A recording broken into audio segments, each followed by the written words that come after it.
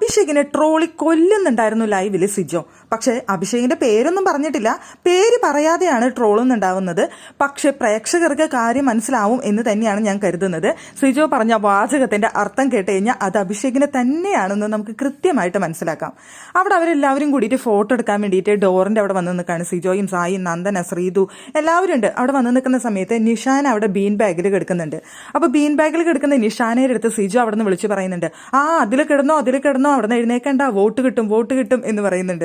അപ്പോൾ സായിക്ക് കാര്യം മനസ്സിലാവുന്നുണ്ട്, ബാക്കിയുള്ളവർക്ക് ആർക്കൊക്കെ മനസ്സിലായി എന്നറിയില്ല. എന്നിട്ട് വീണ്ടും സിജോ പറയുന്നുണ്ട്, അങ്ങനെ കിടന്നാൽ മതി, അനങ്ങരുത്, വായും തുറക്കരുത്, വായ തുറന്നു കഴിഞ്ഞാൽ വോട്ട് പോവും, അങ്ങനെ ബീൻ ബാഗിന്റെ ഉള്ളിലും ഇങ്ങനെ മലർന്നടിച്ച് ഇങ്ങനെ കിടന്നാൽ മതി ഫുൾ ടൈം, അപ്പൊ ഇങ്ങനെ വോട്ട് ഇങ്ങനെ ഒഴുകി ഇങ്ങനെ വോട്ട് ഇങ്ങനെ വന്നോളും എന്ന് പറയുന്നുണ്ട്. അപ്പൊ നിഷാൻ നിങ്ങളുടെ ഒപ്പം ഫോട്ടോ എടുക്കാൻ ഞാനും ഉണ്ട് എന്ന് പറഞ്ഞുകൊണ്ട് ആ ബീൻ ബാഗിൽ നിന്ന് എഴുന്നേക്കുന്ന സമയത്ത് പറയുന്നുണ്ട്, എഴുന്നേക്കല്ലേ, വോട്ട് പോവും, ബീൻ ബാഗിൽ നിന്ന് എഴുന്നേക്കാനാ പാടില്ല, ബീൻ ബാഗിൽ ഇങ്ങനെ കിടക്കാനേ പാടുള്ളൂ, എന്നാലേ വോട്ട് ഒഴുകി ഇങ്ങോട്ട് എത്തുള്ളൂ, വായ തുറക്കാനും പാടില്ല എന്ന് പറഞ്ഞുകൊണ്ട് വീണ്ടും അവിടെ സിജോ പറയുന്നുണ്ട്.